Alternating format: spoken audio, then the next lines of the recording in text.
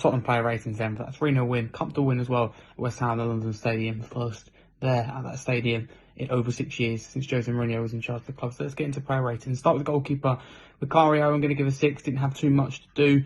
Had to deal with that awkward kind of moment between Romero and Van der Ven. Don't know what was going on there, but I still give him a 6. Yeah, not too much to work from really. And when he was called into action, it was very good. Pedro Porro, I think, played more conservative in this game, which is important to note. Really struggled, didn't he, the game for the international break against Bournemouth. Dealing with Antoine Semenyo, just couldn't deal with him. He had to be subbed off.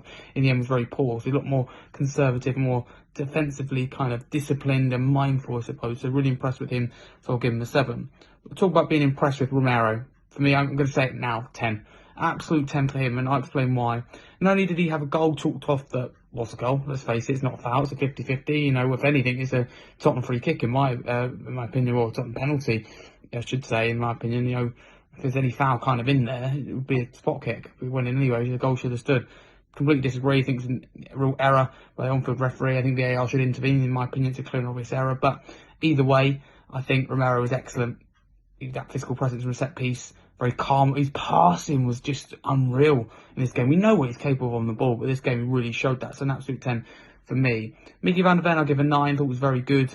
Very physical in the air, as we found out. Which unfortunately went against him, even though he was pushed in the back into Kyle Walker-Peters. But never mind. You know, I just think either way that he was very good, Van der Ven. And we know what he was capable of. And any small West Ham counter Van der Ven dealt with his pace. So full credit to him.